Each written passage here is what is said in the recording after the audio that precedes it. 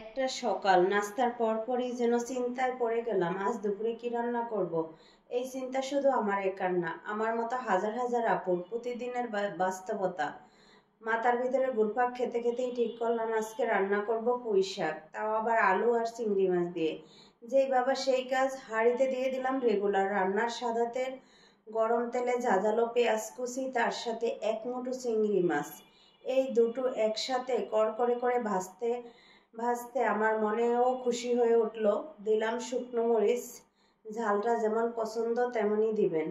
এইখানেই আপনার রুচির এক্সপ্রেস হবে। আর হ্যাঁ, স্বাদমতো লবণও দিয়ে দিলাম। এবার একটু হলুদের গুঁড়া আর মরিচের গুঁড়া।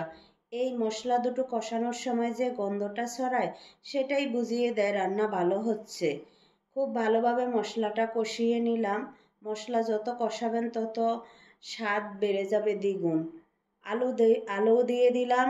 আলু দেওয়ার সময় খেয়াল রাখবেন স্লাইস বা টুকরোগুলো যেন খুব বড় না হয়, কারণ পুঁই শাক অনেক নরম, তাই আলু যদি বড় হয় তাহলে রান্না হতে বেশি সময় লাগে আর শাক গলে যেতে পারে। মাঝারি সাইজের টুকরো হলেই ভালো হয়। এখানে একটা গুরুত্বপূর্ণ টিপস, পুঁই শাক দিয়ে একবার ঢাকনা দেবেন না, আগে একটু ভালোভাবে নেড়ে কষিয়ে নিন। শাক থেকে যে পানি বের হয় সেটা যেন শুকিয়ে আসে, তবেই স্বাদটা গভীরে ঢুকে যাবে। আর শাক দেওয়ার আগে যেন ঠিকঠাক ধুয়ে রাখা হয়, কারণ পুঁই শাকের পাতায় অনেক সময় মাটি লেগে থাকে।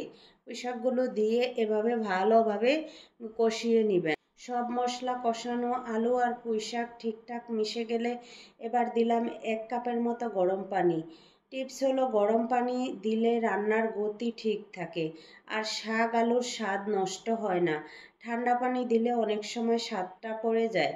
ঢাকনা দিয়ে মাঝারি আঁচে রাখলাম কয়েক মিনিট। চুলা থেকে হালকা হালকা গন্ধ আসছে। আমি ঢাকনা তুলে একবার ভালোভাবে নাড়লাম। আলু সেদ্ধ হয়েছে কিনা দেখে নিলাম। শাকটা সুন্দরভাবে বসে গেছে।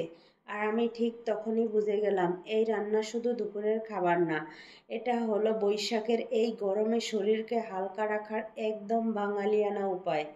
চুলা থেকে নামিয়ে রাখলাম একটু ঠান্ডা হতে। তারপর গরম ভাতের পাশে 1 চামচ পুঁই শাক তুলে নিলাম, একটুখানি লেবু টিপে দিলাম আর মনের মধ্যে একটাই কথা, এই হলো আমার আজকের রান্নার শান্তি। সবাই ভাবে দুপুরে কি রান্না করবে, কিন্তু কেউ ভাবে না এই সাধারণ পুঁই শাক হতে পারে দিনের সবচেয়ে শান্তিময় মুহূর্ত। বৈশাখের এই গরমে ভারী কিছু না, পুষ্টিতে ভরপুর হালকা একটা শাকবাদি খাওয়া মানেই শরীরের সাথে এর একরকম ভালোবাসা। বৈশাখের মতো সহজ, হেলদি আর সিজনাল খাবারই তো বৈশাখের আসল গ্রান।